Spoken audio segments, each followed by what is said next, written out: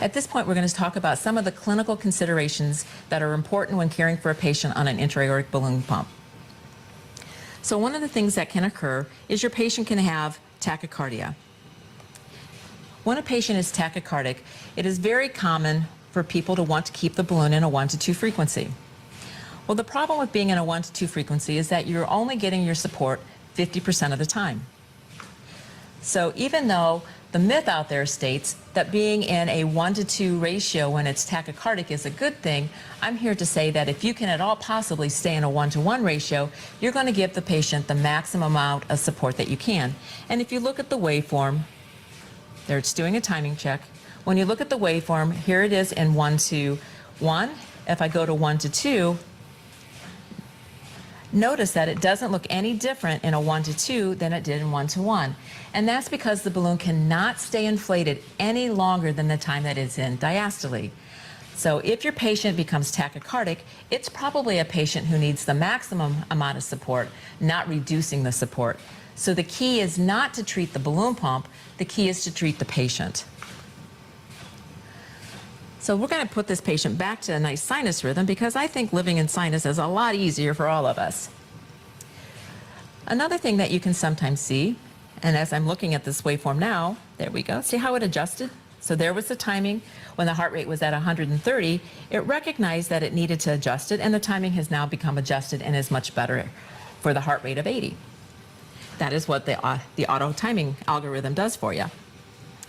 So when you have a patient who has tachycardia, they sometimes also start developing PVCs. So if you look here, I'm going to go back to a 1 to 1 frequency. And if you look at this in 1 to 1, now you see that we have a couplet there. And when you look at what the balloon pump does when it's in ECG, you'll notice that the balloon stays inflated during the entire compensatory pause, all that time.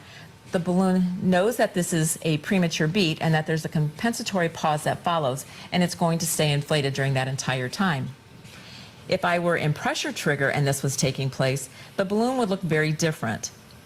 And so I'm going to go ahead and put it into pressure and just demonstrate that when you have a patient having PVCs and you're in pressure trigger, notice how erratic the waveform looks.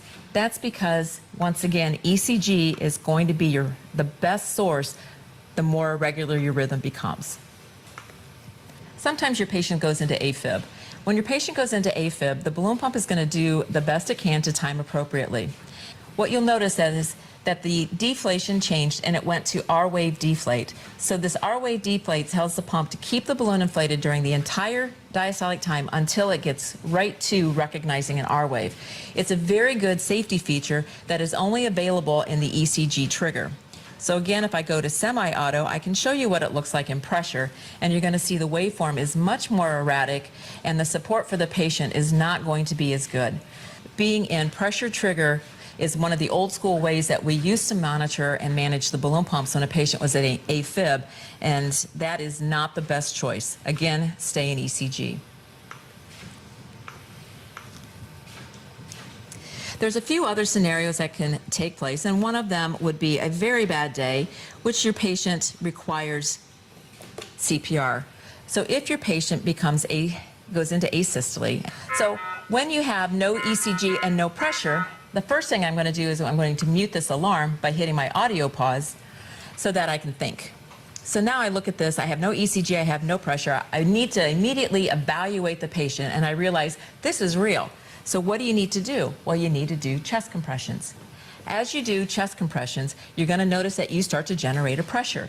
As you generate a pressure, the pump will recognize that, and the balloon pump will automatically go from ECG to pressure trigger, and it will help assist you as you're doing your chest compressions.